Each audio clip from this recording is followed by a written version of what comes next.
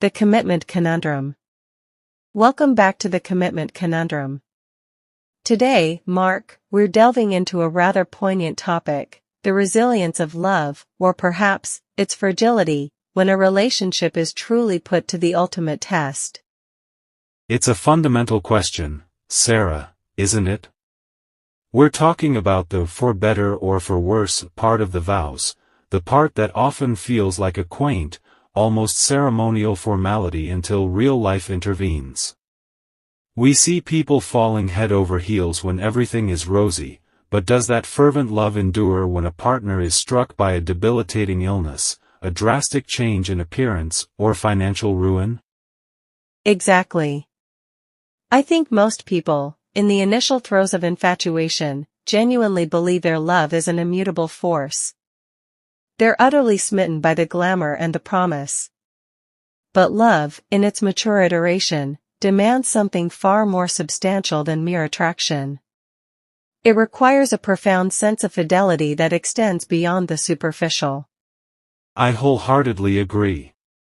The kind of love that stands the test of time has to transcend the purely physical or material.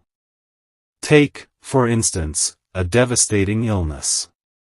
If one's partner becomes physically unrecognizable or needs constant care, that's a situation that forces a re-evaluation of the entire relationship paradigm. Does the original attraction hold water? Or does a deeper empathy and unwavering devotion take its place? It becomes less about being in love and more about loving. The former is an emotional state, often fleeting. The latter is an active choice, a deliberate commitment to nurture a shared life, irrespective of the circumstances. There's a distinction there that many couples fail to appreciate until they're truly in the trenches. The emotional and practical labor of caregiving, for example, can be exacting. And then there's the issue of financial upheaval. When a lucrative career evaporates, or a business goes belly up, the dynamic of a marriage can shift seismically.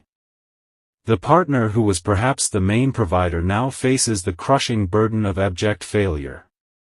The question is the love contingent on that material success? Are they married to the person, or to the lifestyle? A truly mature relationship, in my estimation, views financial stability as a collaborative effort, not a personal guarantee. If a couple has built their bond on shared values and mutual respect, a financial downturn should be a collective crisis to navigate, not a deal-breaker that leads to irreconcilable differences. However, there's no denying that resilience in the face of penury requires immense fortitude. It's where the phrase, through thick and thin, gains its gravitas. It is a stark reminder that marriage, and long-term commitment generally, is fundamentally a pact of mutual vulnerability. You are essentially saying, I see your potential future failures, your future ailments, and your future flaws, and I commit to being your ally regardless. It's an exceptionally brave thing to do. It is, and I think we need to celebrate the couples who embody the spirit. They are living proof that love isn't just a dizzying rush of endorphins, it's the quiet, unassuming strength that keeps two people tethered when the storm hits. It shifts from being a passionate romance to a profound and unconditional partnership. So, to circle back to the central question, do people stay in love when the external factors change dramatically? The answer, I believe, lies in whether their love was built on a foundation of shared identity and deep connection, or merely on the ephemeral qualities of youth, beauty, or wealth. Precisely. It's a transition from being head over heels to being side by side. And it's that latter state, the one of being a steadfast companion, that is the most valuable and, ironically, the most beautiful. A truly insightful discussion, Sara.